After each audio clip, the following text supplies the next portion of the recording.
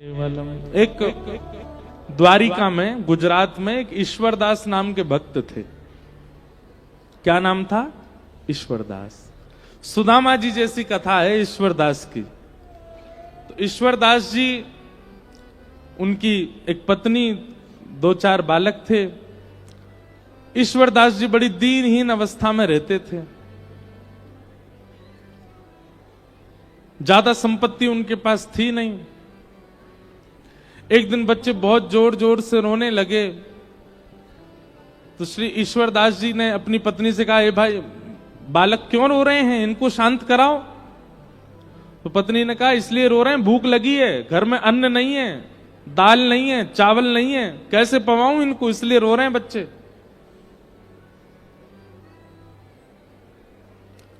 ईश्वरदास जी ने तुरंत अपने बालकों को गोद में लिटाया और कढ़ाई चढ़ा दी, उसमें जल डाल दिया और ऐसी कुछ सामग्री डाल करके बच्चों को बोले, देखो दाल पक रही है, खाने को मिलेगी, तब तक चलो हरिनाम सुनो। बालकों को हरिनाम, हरि कथा सुनाते सुनाते सुनाते सुला दिया। ठाकुर जी से देखा नहीं गया। हम फिर लीला, ऐसी कथा आती है, पत्नी ने ईश्वरदास जी से कहा कि आप नित्य की भक्ति संकल्प के साथ करना शुरू कर दो। ईश्वरदास जी बोले, क्या संकल्प करूं? बोले, ठाकुर जी से प्रार्थना किया करो और ठाकुर जी से संकल्प कर दिया करो, हे ठाकुर जी, आप हमको अन्न दीजिए, धन दीजिए, संपत्ति दीजिए, इन सबका दशांश आपकी सेवा में लगाया करूंगा, बाकियों से अपने घर परिवार का पोषण करूंगा। ऐसा संकल्पित होकर के भजन किया करो। भजन कभी संकल्प से नहीं होता। संकल्प से स्वार्थ की चीजें होती हैं, प्रेम नहीं होता, और भजन प्रेम में आता है। इसलिए कई लोग मुझसे यह भी पूछते हैं कि महाराज जी, नाम जप कितना करना चाहिए?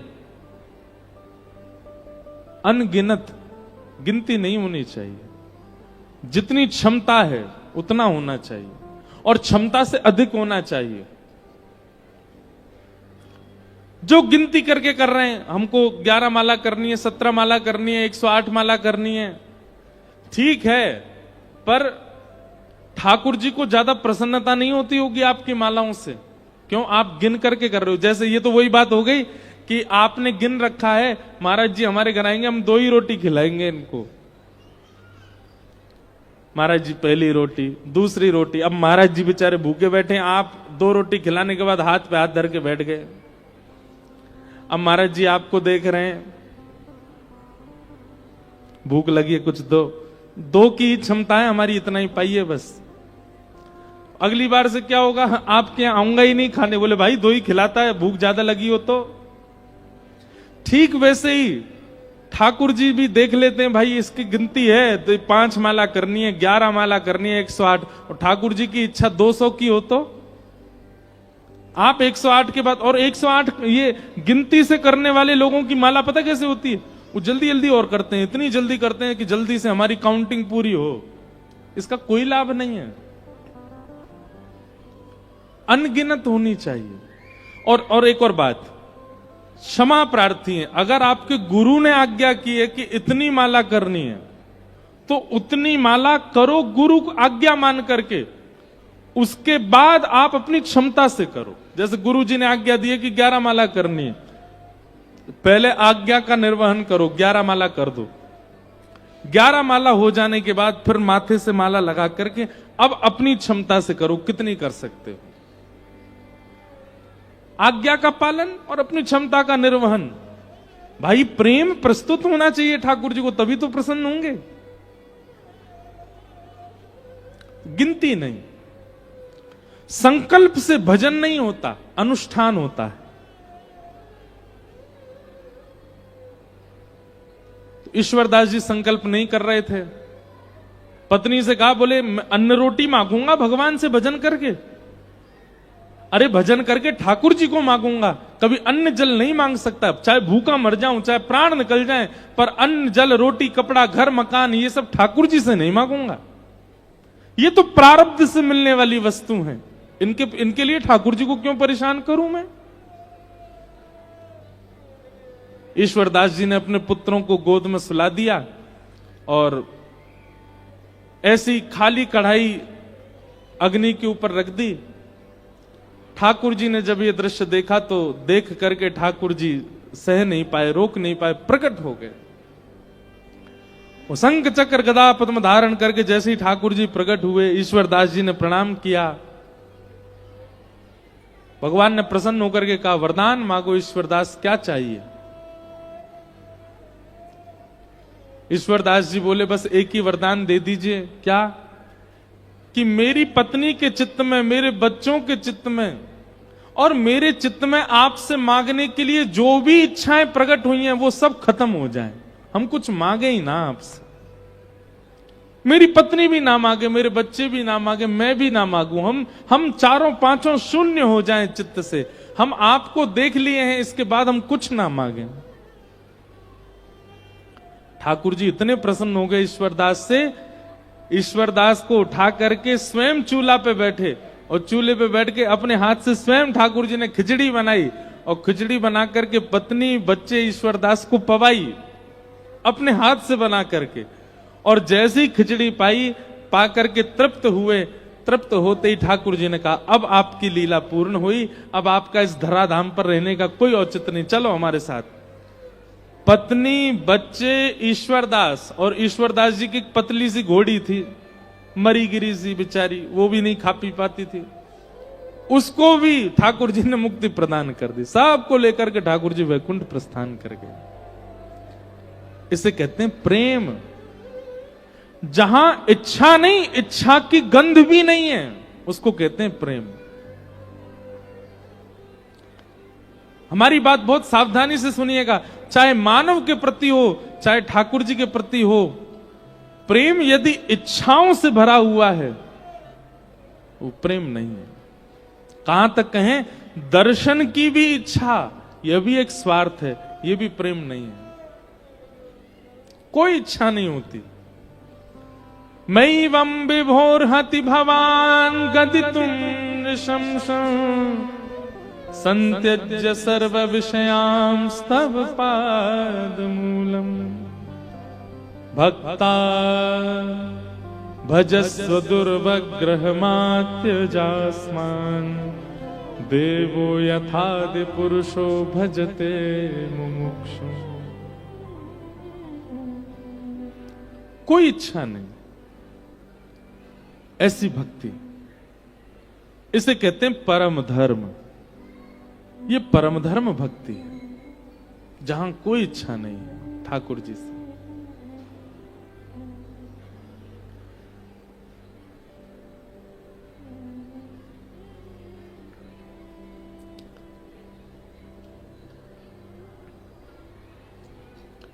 धर्मस्वनिष्ठता पुंसाम् विश्वक्सेन कथासु नोत्पादये दधिरतिं श्रमेव हि केवलम्। जहां ले चलोगे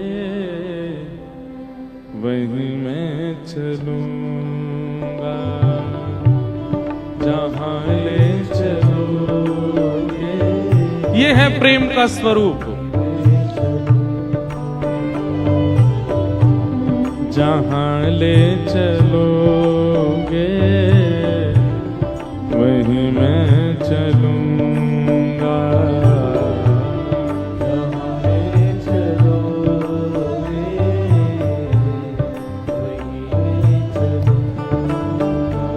ओ जहां नाथ रख दोगे,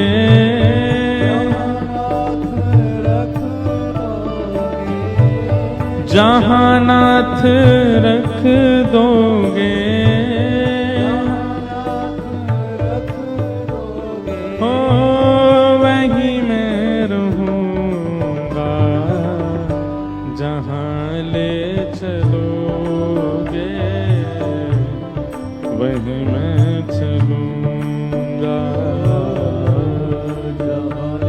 सब लोग गाओ।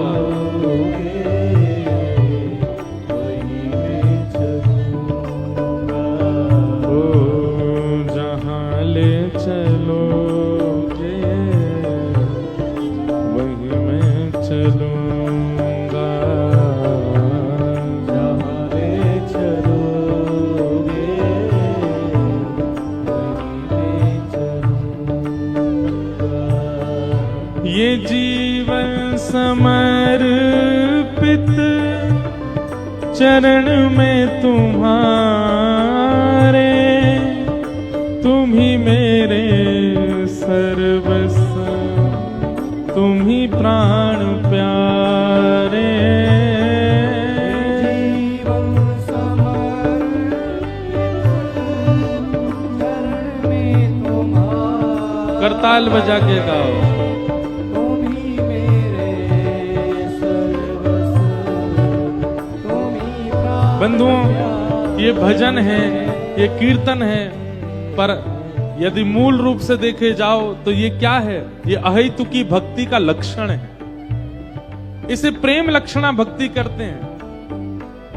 ऐसा जीवन हो जाए तो समझो आप प्रेमी भक्त हो। ये जीवन समर्पित चरण में तुम्हारे, तुम ही मेरे सर्वस्व, तुम ही प्राण प्यारे। जीवन समर्पित चरण में तुम्हारे, तुम ही मेरे सर्वस्व, तुम ही प्राण प्यारे। हो ये जीवन समर्पित चरण में तुम्हारे, तुम ही मेरे सर्वस्व, तुम ही प्राण प्यारे। जीवन समर्पित चरण में तुम्हारे, तुम ही मेरे सर्वस्व, तुम ही प्राण प्यारे। हो सुख दो या गम जो भी, सुख दो या गम जो भी, सुख दो या दुख जो भी, सुख दो या गम जो भी, मैं प्रेम से सहूंगा, जहां ले चलोगे वहीं मैं चलूंगा। जाने चलोगे, वहीं मैं चलूंगा। ओ जहां ले चलोगे वहीं मैं चलूंगा। जाने चलोगे, वहीं मैं चलूंगा। हे जहां नाथ रख दोगे, जहाँ नाथ रख दोगे, जहां नाथ रख दोगे, जहाँ नाथ रख दोगे, ओ वहीं मैं रहूंगा। जहां ले चलोगे वहीं मैं चलूंगा। जाने चलोगे, भुजा उठा के कहो राधा रमण लाल की।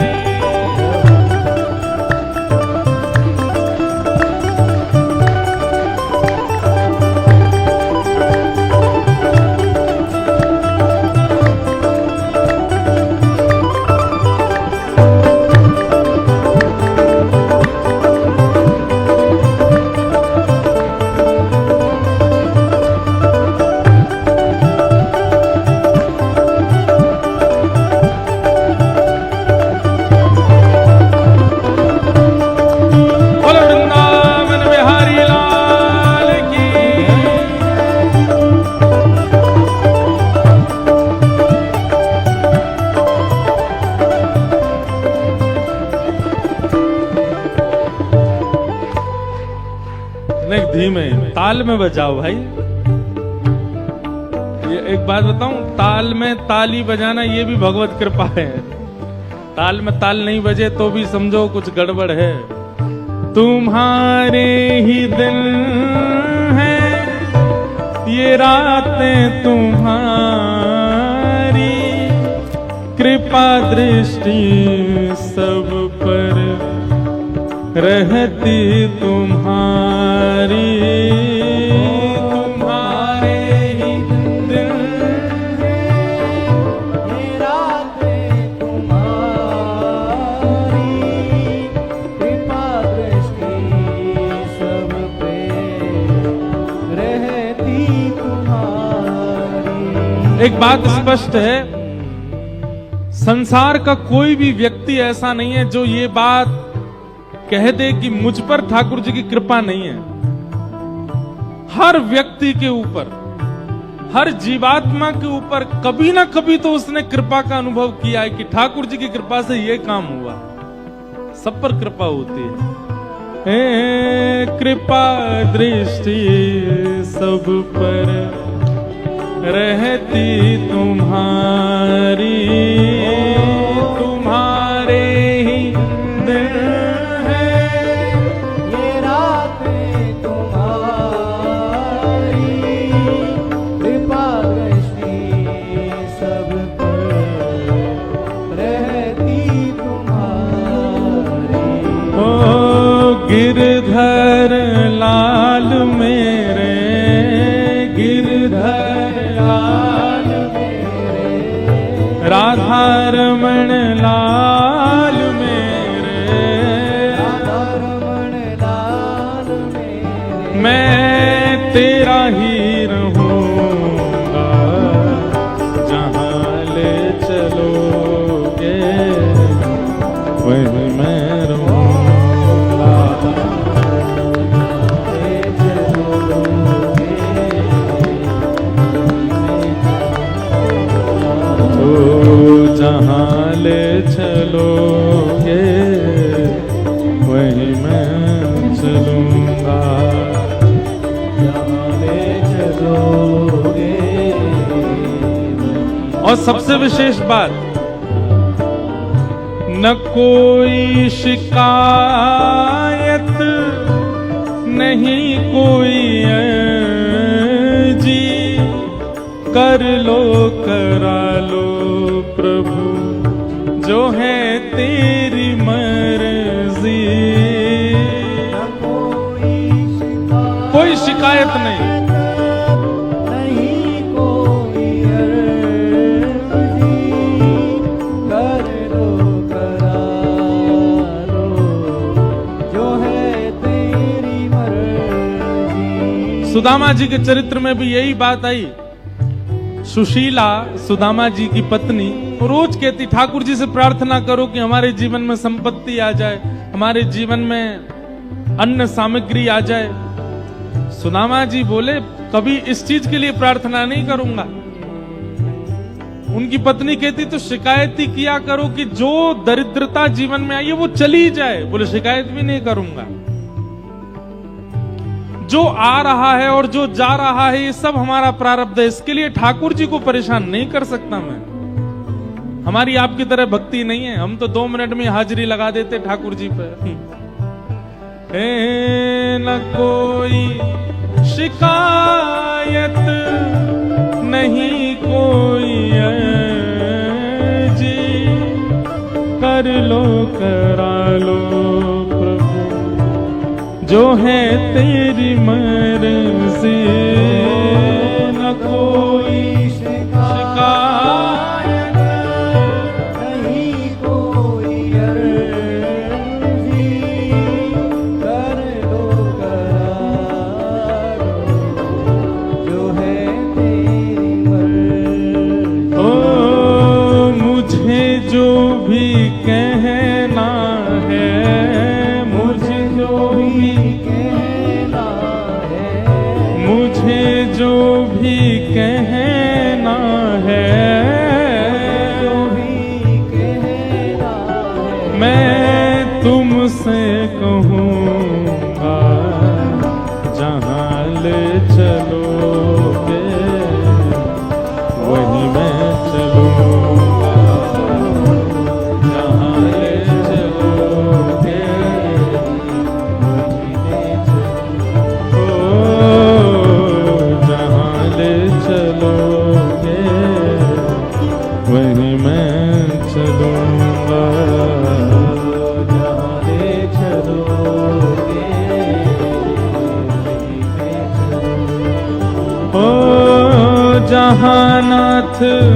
दोगे, जहाँ नाथ रख दोगे, जहाँ नाथ रख दोगे, जहाँ नाथ रख दोगे, ओ वही मैं रहूँगा, जहाँ ले चलोगे वही मैं चलूँगा। जहाँ ले चलोगे, वहीं ले चलूँगा। हाँ, जहाँ ले चलोगे वही मैं चलूँगा। जहाँ ले चलोगे, वहीं मैं चलूँगा। ओ वही मैं चलूँगा, वहीं मैं चलूँगा। ओ वही मैं चलूँगा।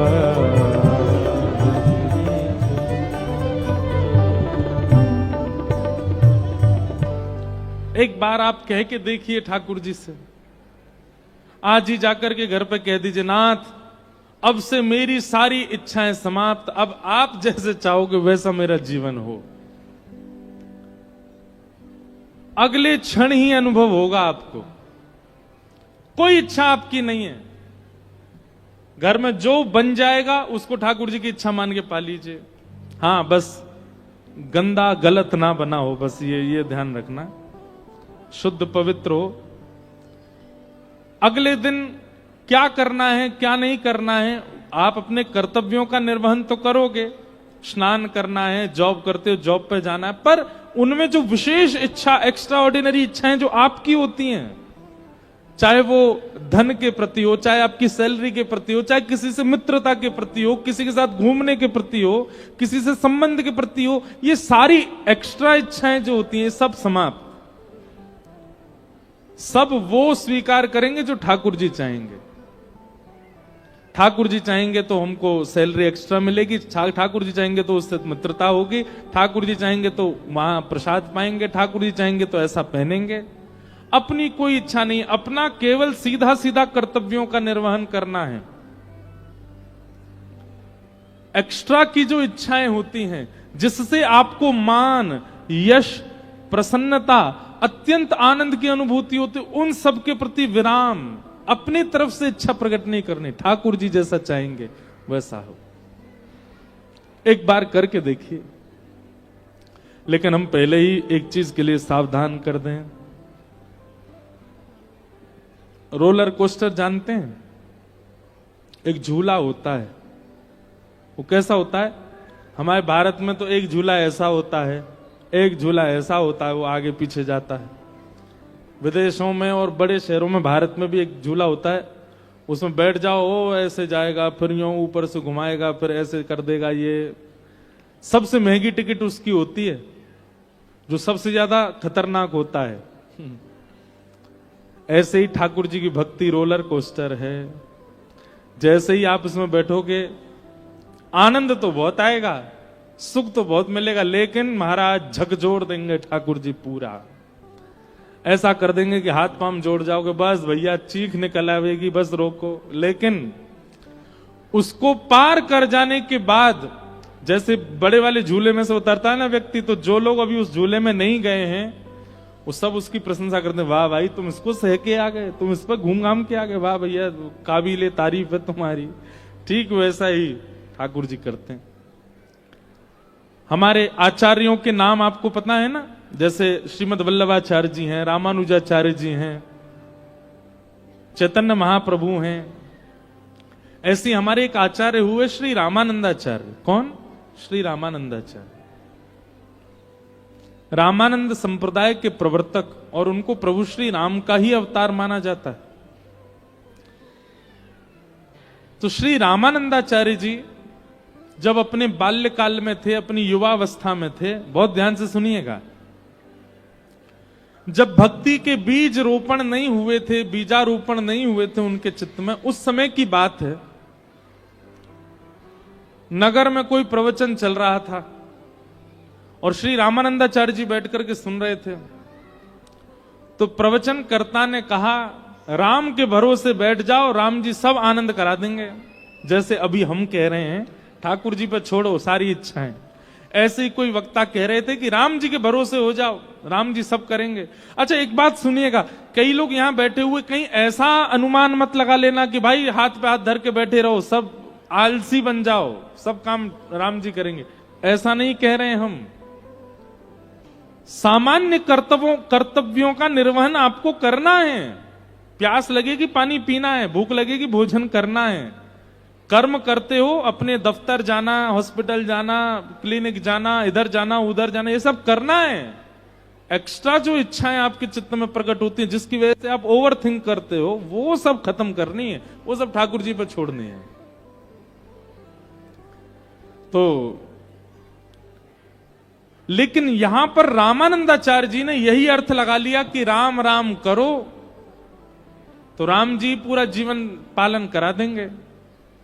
तो रामानंदाचार्य जी ने जाकर के उन व्यास जी से कहा, बोले भगवान आप व्यास मंच पर बैठे हैं, हम आपसे कुछ कह तो नहीं सकते, आपकी सारी बातें स्वीकार हैं, पर आप कह रहे हैं राम जी के भरोसे बैठ जाओ, राम जी रोटी खवा देंगे क्या? तो व्यास जी थोड़े से क्रोध में आ गए, और क्रोध में आके उन्होंने कहा, हां अगर राम जी के बस में आ जाए तो राम जी रोटी भी खवा देंगे, तुमको कोई कुछ नहीं करना पड़ेगा, राम राम जपो बस, राम जी रोटी भी खवा देंगे।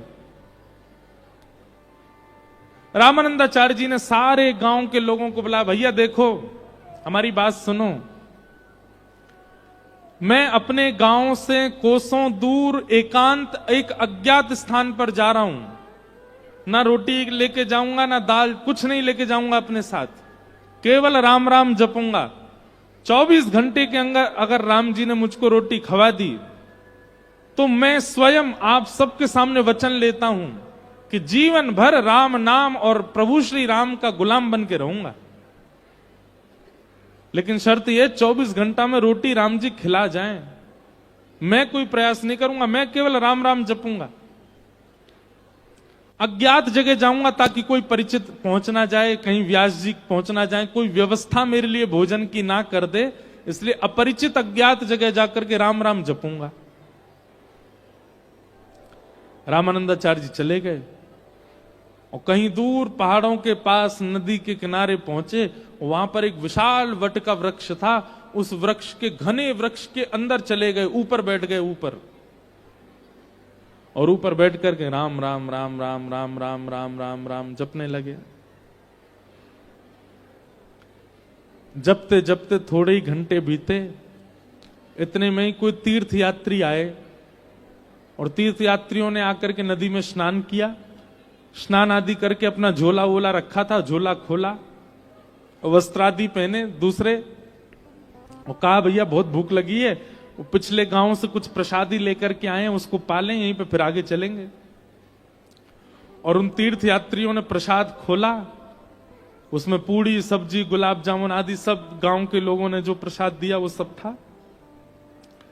प्रसाद खोल के सामने रखा ही था, इतने में ही एक डाकू आ गया, और डाकू अपनी सेना के साथ आया, आकर के बोला इन सबको बंदी बनाओ, इनके पास जो कुछ हो सब कुछ लूट ले चलो। वो बेचारे खा भी नहीं पाए, हाथ ऊपर करके खड़े हो गए। उनके झोला वोला देखे तो उसमें कुछ कपड़े, कुछ दक्षिणा, कुछ ग्रंथ किताब मिली। डाकुओं ने बोला सब हरण कर लो। तभी एक सिपाही बोला, बोल महाराज 56 भोग भी है, आपकी आज्ञा हो तो पालें, बढ़िया गुलाब जामुन पूड़ी सब्जी सब दिख रही है।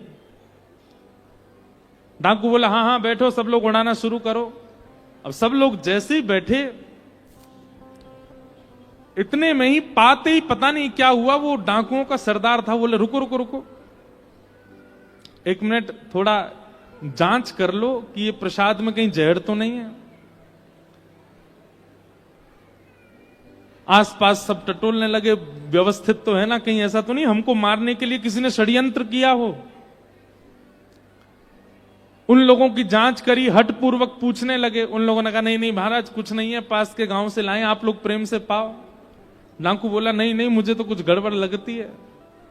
उसने जैसे ही ऊपर देखा पेड़ पर, वहां रामानंदाचार्य जी बैठे राम राम कर रहे थे, राम राम राम राम, नीचे देख रहे थे। डाकू बोला मिल गया, षड्यंत्रकारी मिल गया, इसको नीचे उतार के लाओ। नीचे उतार करके लाए। रामानंदाचार्य जी ने हाथ जोड़े, राम राम राम राम राम चल रहा था उनका। बोले ये इसी की चाल है, ये किसी राजा का गुप्तचर है, इसने हमारे लिए विषैला भोजन यहां रखवा दिया ताकि हम लोग खाएं और खा करके हमारी मृत्यु हो जाए या हम बेहोश हो जाएं और ये पकड़ के हमको राजा के पास ले जाए। सब संग के बोले हाँ यही लग रहा। बोले अब एक काम करो, इसको हाथ पैर बांधो, इसका मुंह खोल के इसी को खिलाओ, जितनी सामग्री सब इसके मुंह में डालो। 2 सिपाहियों ने पांव बांध दिए, 2 ने हाथ बांध दिए। राम राम राम राम कीर्तन चल रहा था रामानंदाचार्य जी का। डाकुओं ने मुंह पकड़ा, जबरदस्ती खोला और जबरदस्ती खोल करके ये ले गुलाब जामुन खा। जैसे ही मुख में डाला रामानंदाचार्य जी के आंसू आ गए। बोले भैया राम नाम खिलाता नहीं है, जबरदस्ती हाथ पांव बांध के खिलाता है, ये राम नाम का प्रभाव है। महाराज रोटी सब्जी गुलाब जामुन पकौड़ी कचौड़ी रायता सब खवा दिया उनको। पेट बिल्कुल तर हो गया। अब वो प्रसाद तो था 10-5 लोगों का, अकेले रामानंदाचार्य जी बेचारे कितना पाए। खाते खाते खाते नर भर गया पूरा। तब डाकू के जो लोग थे उन्होंने कहा महाराज जी थोड़ा देख तो लीजिए, अगर ये जीवित रह जाए, इसको कुछ ना हो तो बचा हुआ हम पालेंगे। थोड़ी देर बाद देखा रामानंदाचार्य जी को कुछ नहीं हुआ तो बाकियों ने भी पाया। हाथ पांव खोले, हे भाई जब तेने कोई षड्यंत्र नहीं किया था तो ऊपर क्यों बैठा था तू? बोले अब मैं क्या बताऊं मैं क्यों बैठा था। मैं राम नाम के ऊपर अधीन होके बैठा था कि अगर राम नाम में सामर्थ्य होगी तो मुझे बिना प्रयास के भोजन मिलेगा, और मुझे आप लोगों ने पवा दिया। उसी क्षण रामानंदाचार्य जी आए और आकर के उन्होंने पूरा जीवन राम नाम को अर्पित कर दिया। आगे चल के आप परम विद्वान हुए, परम वेदज्ञ हुए, परम ज्ञानी हुए और श्री रामानंद संप्रदाय के प्रवर्तक हुए, श्री रामानंदाचार्य जी। अगर भैया जिद में आ जाओगे कि राम नाम में सामर्थ्य है तो राम नाम पवा दे, तो राम नाम इतनी सामर्थ्य भी रखता है कि आपको पवा भी देगा। पर इस कथा को सुनने के बाद अगर कोई जाके यूं कहेगा कि भाई अब मुझे भी राम जी जैसे उनको पवाए वैसे तो नहीं पवाएगा राम नाम।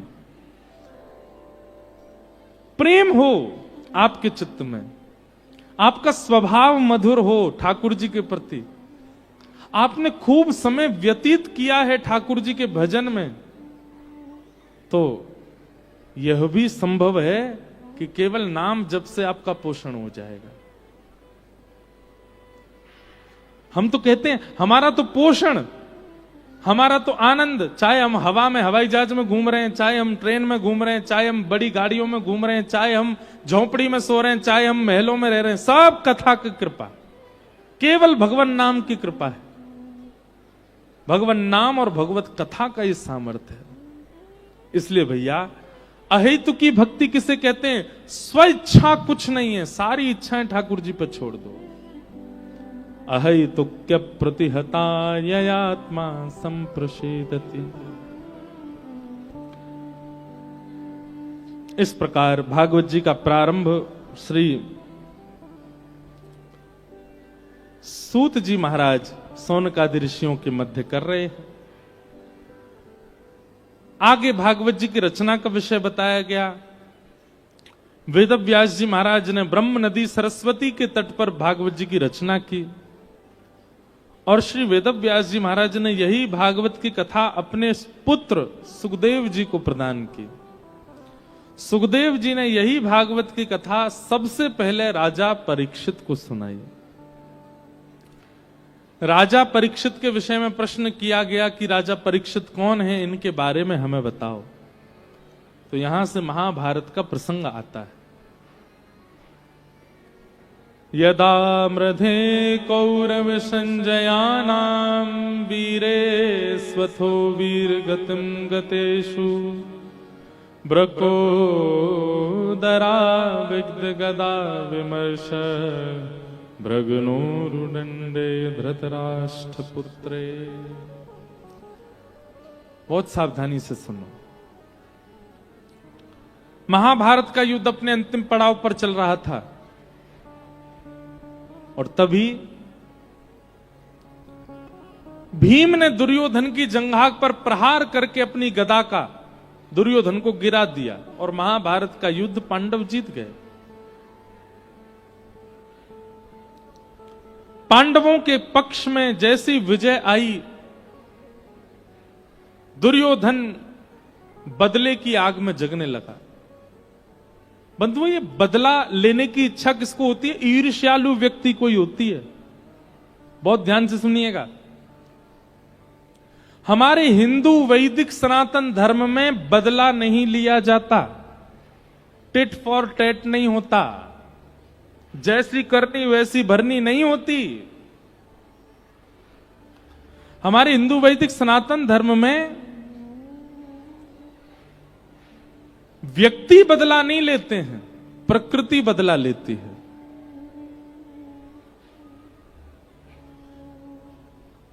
आपके साथ यदि कुछ अनुचित होता है और आप उसके बाद ये विचार कर रहे हो कि अब मैं इसको देख लूंगा, अब देखना मैं इसके साथ क्या करूंगा, अब ये एक राक्षस लक्षण है, राक्षसत्व का लक्षण है। बहुत सावधानी से सुनिए सब लोग।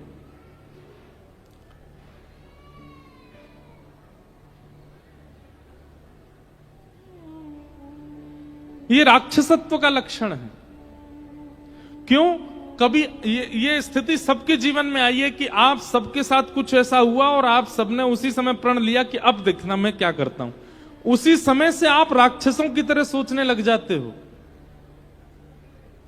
कहां तक कहें, आप यहां तक भी सोच लेते हो कि इस व्यक्ति की मृत्यु कैसे हो जाए। ये राक्षसत्व नहीं है तो क्या है?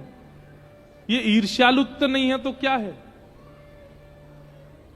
बदला वही व्यक्ति लेता है जिसके चित्त में राक्षस प्रवृत्ति हो। बदले लेने की इच्छा उसी व्यक्ति के चित्त में होती है जिसके चित्त में ईर्ष्या हो। वैष्णव व्यक्ति का स्वभाव कैसा होता है? कई लोग मेरी बात से राजी नहीं होंगे, कई लोगों को मेरी बात में कुतर्क लगेगा, तर्क लगेगा। वो मुझे बोलेंगे भी कि महाराज जी आप ऐसे कैसे कह सकते हो, किसी के साथ ऐसा हो जाए तो वो हाथ पे हाथ धर के बैठा रहे। कई लोग बोल सकते हैं, पर मैं स्पष्ट बात कहूं, वैष्णव का स्वभाव कैसा होता है? वो बदला नहीं लेता।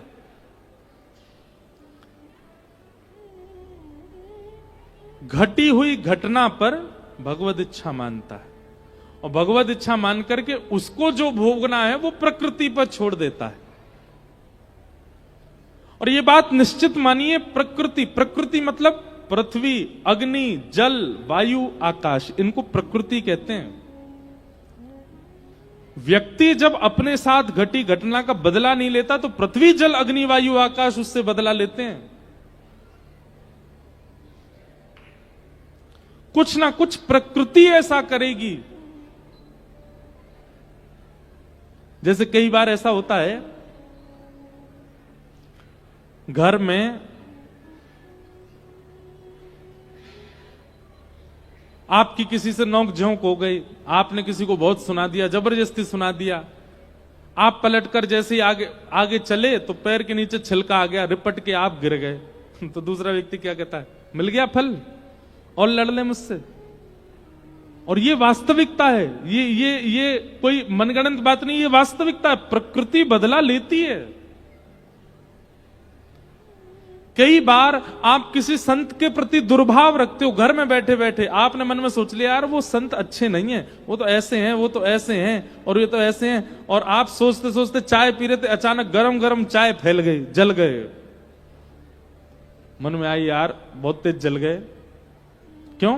प्रकृति बदला लेती।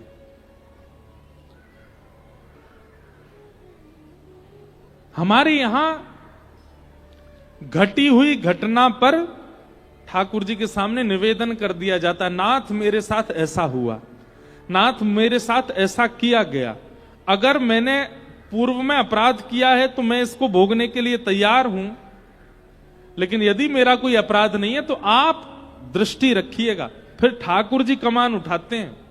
अगर किसी व्यक्ति ने जबरदस्ती आपको प्रताड़ित किया है, आपकी बिना गलती पर भी आपको कष्ट दिया है, ठाकुर जी छोड़ेंगे नहीं उसको, प्रकृति छोड़ेगी नहीं उसको। बस आप बदला मत लेना। और बंधुओं, कई घटनाएं ऐसी होती हैं जैसे कि बालकों के साथ दुर्व्यवहार, महिलाओं के साथ दुर्व्यवहार, ये घटना नहीं है, ये तो अपराध है, ये तो पाप है, ये तो जघन्य पाप है।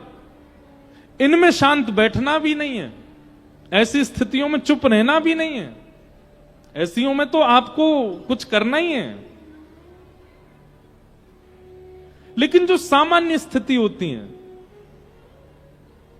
जो सामान्य घटनाएं होती हैं, उनको लेट गो करो, छोड़ो, जाने दो।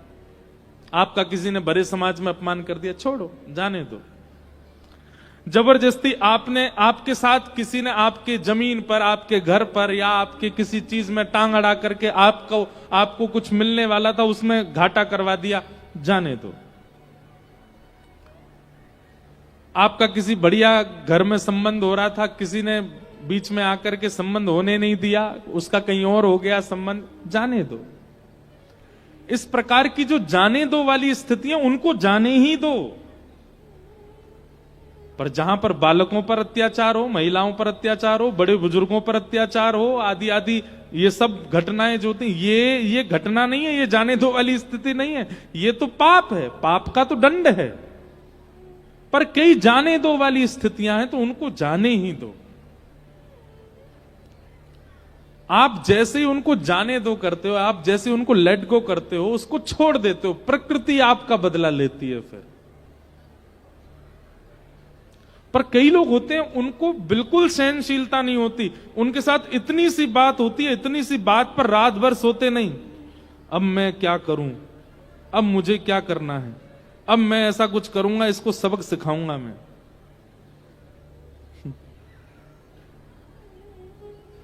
ये सबक सिखाने वाली स्थिति राक्षसों की होती है, मानवों की नहीं। अब आप सोचो, रावण राम जी का युद्ध किस घटना से हुआ, बताओ।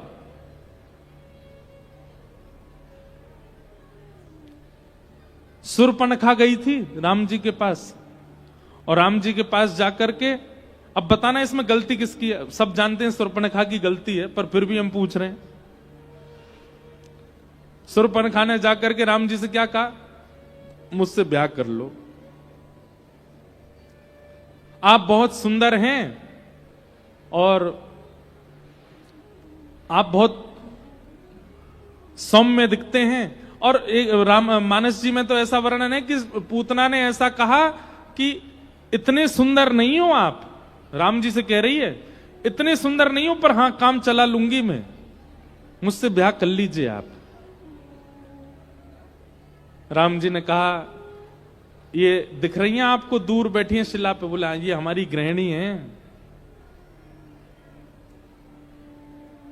हमसे अच्छा है कि उनसे ब्याह कर लो, वो जो पतले से घूम रहे हैं ना नीचे, उनसे ब्याह कर लो आप जाके, हम तो ऑलरेडी रिजर्व्ड हैं। और बड़ी पत्नी के सारे अधिकार होते हैं, तो पहली पत्नी वही है, बड़ी पत्नी आप छोटी बन के जाओगी तो कैसे काम चलेगा। शूर्पणखा तुरंत चली गई लक्ष्मण जी के पास। सबसे पहली बात, शूर्पणखा के चित्त में अकेले राम जी नहीं है, वो जहां चाहे भटक सकती है, जहां चाहे जा सकती है। स्थिरता नहीं थी शूर्पणखा के चित्त में। लक्ष्मण जी के पास गई, बोले सुनो, हमसे ब्याह करो। और क्या कहती है, वो तो सांवले हैं, वो तो काले हैं, उनसे मेरी जोड़ी जमेगी नहीं, तुम मुझसे ब्याह कर लो। और उनकी तो पत्नी भी है, उनसे ब्याह करके क्या फायदा, तुम ही कर लो। लक्ष्मण जी बोले, देखो वो मेरे स्वामी हैं, वे मेरे स्वामी, उनकी पत्नी मेरी स्वामिनी, मैं तो दास हूं। और मैं दास, तो मेरी पत्नी को भी क्या बनना पड़ेगा, दासी।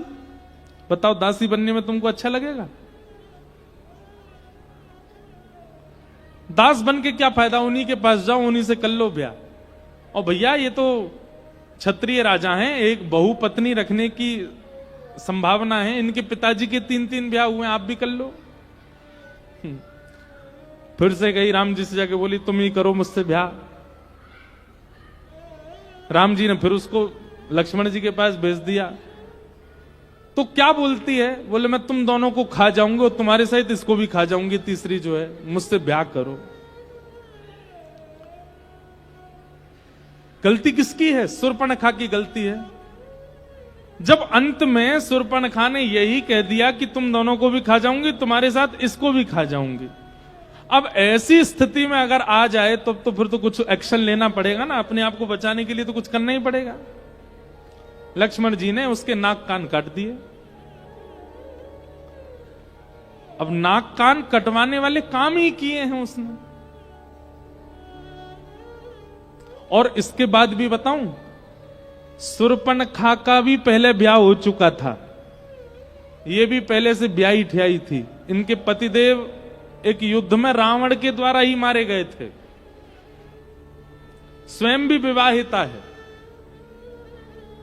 और उसके बाद लौट करके गई तो रावण से जाके क्या कहती है? उन्होंने मेरे नाक कान काट दिए।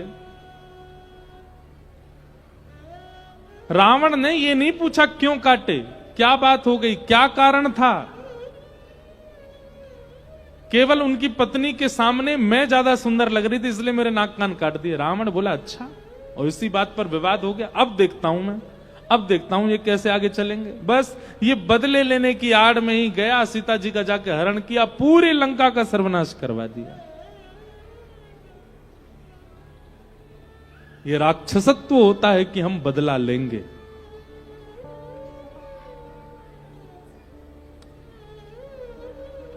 बदला नहीं, ये हमारे सनातन धर्म का स्वरूप नहीं है। अपराध पर, पाप पर दंड देना सनातन धर्म का लक्षण है, पर छोटी मोटी बातें, कुछ ऐसी चर्चाएं जिन पर अपने मान का हनन हो रहा है, अपनी इच्छाओं का हनन हो रहा है, अपने व्यक्तित्व का हनन हो रहा है, ऐसी जगह पर हमारे सनातन धर्म में छोड़ दिया जाता है, आगे बढ़ा जाता है, उस पर ज्यादा चिंतन नहीं किया जाता। प्रकृति उसका बदला लेती है। हमारे एक महाराज जी कह रहे थे, बोले पूतना के कान कट गए, कान कटते ही उसको भाग जाना चाहिए था, नाक कटाने क्यों खड़ी रही वहीं पे?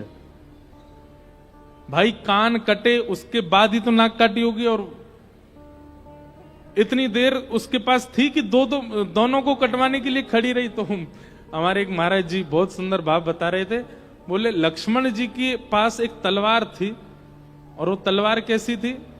बोले वो ऐसे मुड़ जाती थी, गोल गोल हो जाती थी, मतलब अगर उस तलवार को ऐसे हिलाया जाए तो सर्प की तरह लहराती थी। लक्ष्मण जी ने उस तलवार की ही मुकुट बनाया, उसको ऐसे मोड़ करके मुकुट जैसा बनाया, और जाकर के शूर्पणखा के सिर पर धारण करके ऐसे किया तो दोनों कान और नाक तीनों कट गए।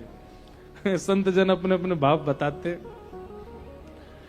नहीं तो ये बात विचारनी है कि कान कट गए तो नाक कटवाने क्यों खड़ी थी वहां पे। तो राम जी ने बदला नहीं लिया, राम जी ने तो स्त्री के सम्मान में युद्ध किया। तुम कैसे अबला नारी को हरण कर सकते हो?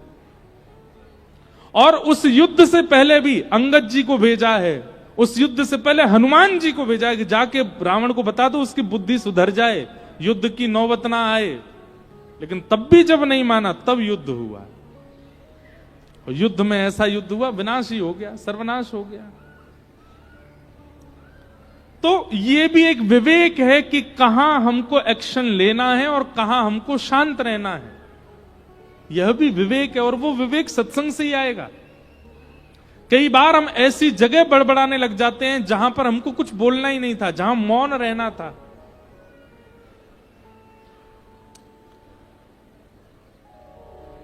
महाभारत का युद्ध पांडवों के पक्ष में चला गया, जीत गए पांडव।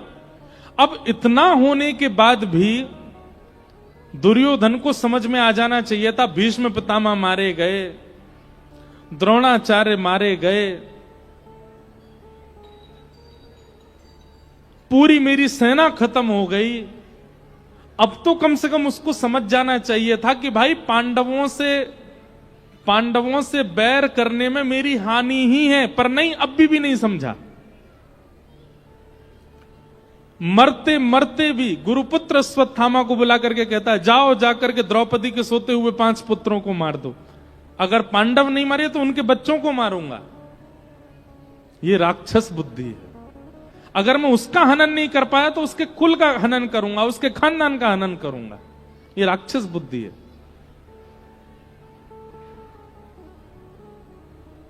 पिक्चरों में देखने में आता है ना, कभी कभी पिक्चर देखते हैं तो उसमें क्या मिलता है, गुंडे क्या करते हैं, किसी से उनकी जब बैर हो जाता है तो उनके परिवार वालों को किडनैप कर लेते हैं। ये गुंडे ही तो करते हैं। जब उससे काम नहीं बन रहा, उस पर कुछ नहीं कर पाते तो उसके परिवार को प्रताड़ित करते हैं। ये राक्षस बुद्धि है। दुर्योधन अचेत पड़ा था और अचेत अवस्था में अश्वत्थामा से कहता है, पांडवों को तो हम नहीं मार पा रहे हैं क्योंकि कृष्ण इनके साथ है, लेकिन द्रौपदी के 5 पुत्र हैं। यदि उन 5 पुत्रों का हनन होगा तो भले ही ये लोग राजगद्दी पर बैठ जाएं, लेकिन कल को पांडव जब मरेंगे तो इनका कोई तर्पण करने वाला भी नहीं बचेगा। कम से कम वहां तो हमको शांति मिलेगी, जब इनके यहां कोई तर्पण करने वाला नहीं बचेगा। ये बुद्धि, ये राक्षस बुद्धि है।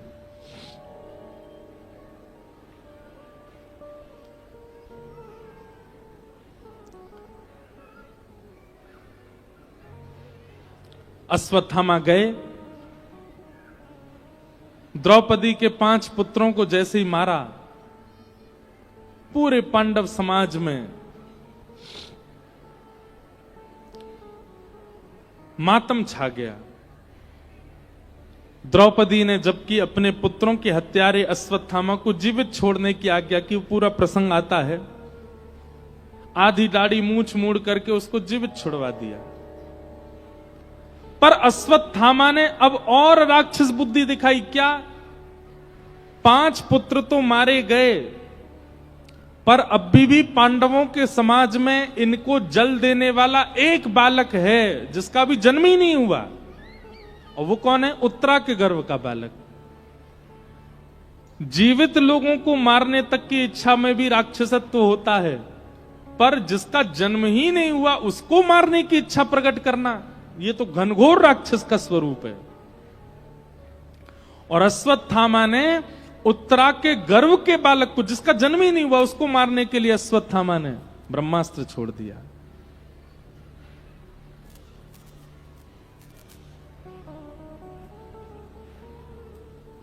इसमें से आवाज जा रही है? क्या हो रहा है भैया? अश्वत्थामा ने ब्रह्मास्त्र छोड़ा ना, उसी की आवाज है, ब्रह्मास्त्र है।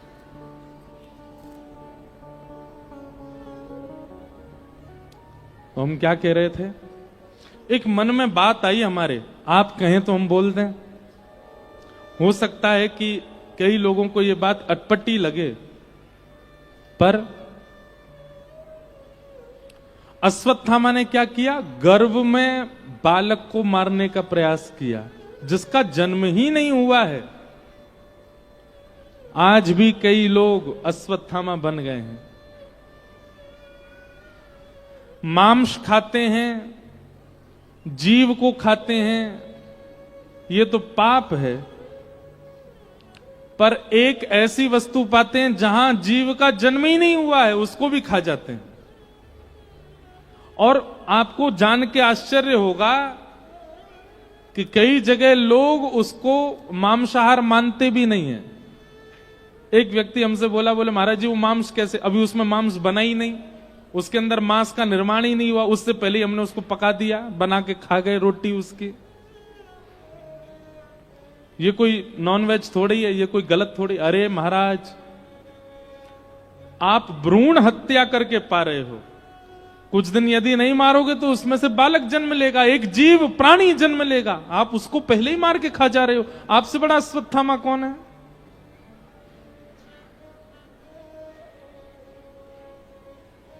और एक बात बताएं, जीवितों को मारने वाले राक्षसों को तो भगवान ने मार दिया, पर भ्रूण में मारने वाले बालक को, अश्वत्थामा को, ठाकुर जी ने स्पर्श तक नहीं किया। स्पर्श नहीं मतलब इतना अपवित्र है, भगवान कहते हैं इसको स्वर्ग में भी जगह नहीं है, इसके लिए नरक में भी जगह नहीं है, इसको तो यही पृथ्वी पर ही पड़ा रहने दो। आज तक अश्वत्थामा अमर अवस्था में जीवित है, लेकिन ऐसा जीवन किस काम का? वो प्रसन्न नहीं है, वो सुख नहीं है, वो अत्यंत दुख में है। उनके लिए नरक यही पृथ्वी पर ही प्रकट कर दिया भगवान ने। कम से कम रावण, कुंभकर्ण कंस आदि इतने भाग्यशाली तो थे कि भगवान के हाथों इनको मरना पड़ा। अश्वत्थामा को तो देखा तक नहीं भगवान ने। क्यों? गर्व के मालक को मारने का प्रयास किया। हमारी आपसे प्रार्थना, वैसे तो वैष्णव को प्याज लहसुन भी नहीं खानी चाहिए, पर आप लोग वहां तक भी छूट है आपको, लेकिन कम से कम मांस सेवन तो मत कीजिए। कम से कम किसी जीव की हत्या तो मत कीजिए। ये संकल्प ले लीजिए। हम आपसे प्रार्थना कर रहे हैं, ये बहुत आवश्यक है। कई लोग कहते हैं हम मांस नहीं खाते, पर हां वो सफेद सफेद वो तो खाते हैं। अश्वत्थामा मत बनो। और अगर आज तक पाया है, आगे मत पाइए। और जिन जिन को आपने पा लिया है, जो जो आपके गर्भ से वैकुंठ चले गए हैं, आपके गर्भ में जाकर के आपके दांतों से बेचारे काटे गए, आपके गर्भ में जाकर के फिर प्रस्थान किए हैं, उन सब के लिए हर महीना कुछ कर दिया करें। वृंदावन जाकर के, कहीं जाकर के कुछ उनके लिए पुण्य हो। जो भी हमसे अपराध हुआ, हमारे द्वारा जिनकी हत्या हुई। अच्छा, एक बात और, बड़े बड़े विचित्र लोग हैं। एक व्यक्ति मुझसे बोला, महाराज जी हम तो केवल खाते हैं, हत्या तो कोई और करता उसकी, पाप तो उसको लगेगा ना।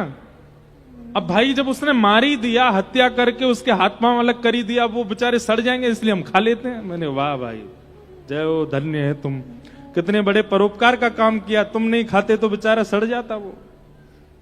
एक बार बंबई में मेरी कथा थी, तो वहां एक व्यक्ति आया, बोला महाराज जी हम लोग मच्छी खाते हैं। मैंने क्यों खाते हो भाई?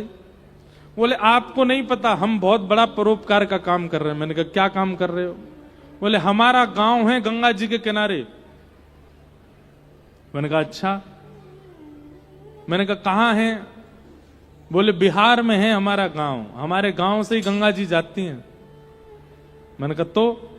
बोले महाराज जी देखिए, उत्तराखंड से गंगा जी निकली, उस गंगा जी में जितनी भी मछलियां हैं, वो संपूर्ण उत्तराखंड उत्तर प्रदेश में जितनी भी गंदगी होती है, उन सब गंदगियों को वो खाती हैं, और उन मछलियों को निकाल करके हम खाते हैं। हम तो गंगा जी को पवित्र करने का काम कर रहे हैं, गंगा जी की सारी अपवित्रताएं दूर कर रहे हैं। मैंने कहा भाई चरण कहां है तुम्हारे? तुम नहीं खाओगे तो गंगा जी तो बेचारी बिल्कुल मटमैली हो जाएंगी, विष बन जाएगा गंगा जी में। मांस खाने वाला व्यक्ति किस हद तक पहुंच जाता है। कुछ दिन पहले मैंने एक वीडियो देखा, उसमें लोग बोल रहे थे, बोले शाकाहारी लोग कहते हैं, बोले जीव को मत खाओ, उसको काटने पर बहुत दर्द होता है उसको। हाँ, जैसे कि तुम लोग पेड़ काटते हो, पेड़ को तो दर्द होता ही नहीं। अरे भाई, पेड़ पौधे ये सारी वस्तुएं मानव को पाने के लिए ही बनाई गई हैं। गेहूं को अगर नहीं पाया जाएगा तो वह विषैला बन जाएगा। ये तो मानव जीवित करने के लिए, जीवन जीने के लिए शाकाहार बनाया गया। उनका तो निर्माण ही इसीलिए किया गया है कि हम मानव पा सकें। जानवरों को इसलिए थोड़ी बनाया गया है कि सब पा सकें उनको। और भागवत जी में ऐसा वर्णन है, वो समय दूर नहीं, घनघोर कलिकाल में, जब संसार में प्राणी नहीं बचेंगे, जब संसार में एक भी व्यक्ति जीवित नहीं बचेगा, जब केवल मानव बचे होंगे, तब स्थिति ऐसी होगी कि कोई मरने की अवस्था में मानव आ जाएगा ना, तो बाकी के मानवों के जीव में पानी आ जाया करेगा। अब ये मरने वाला, जल्दी मरे, इसको खा जाएंगे हम, ऐसी स्थिति आ जाएगी। हमारे भारत के पड़ोस में एक देश है, इधर वाला नहीं उधर वाला, एक इधर भी पड़ोस में है ना, एक उधर भी है, एक पड़ोस में, नाम नहीं लूंगा मैं।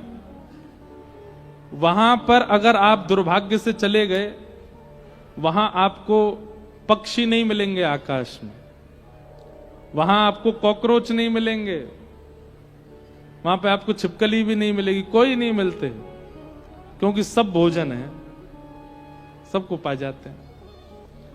और आज इस बात को सुनकर के जितने लोग परेशान हो रहे हैं, राम राम राम, ये एक दिन हमारे भारत में भी होगा। घोर कलयुग में सब होगा। इसलिए हम तो यही प्रार्थना कर रहे हैं, यहां जितने लोग बैठे हैं कम से कम आप लोग ही मांस तो मत खाइए, और ये भ्रूण हत्या मत कीजिए। गर्भ के बालक को मार करके तवा पे पका के खा जाते हैं, नहीं, ये मत कीजिए। और हम एक और बात कह दें, हमको बुरा नहीं लगेगा बोलने में, और अगर आप नहीं छोड़ सकते हैं तो कम से कम इसको छोड़ दें, सत्संग में आना छोड़ दें। एक पक्ष के रहो, एक जगह के रहो। एक पांव वहां भी धर रखा है, एक पांव यहां भी धर रखा है, ये गड़बड़ी वाला काम मत कीजिए। या तो वहीं के रहिए, पूर्ण रूपेण सारी चीजों को भोगिए, और यहां आ गए तो फिर यहीं के रहिए, वहां मत जाइए।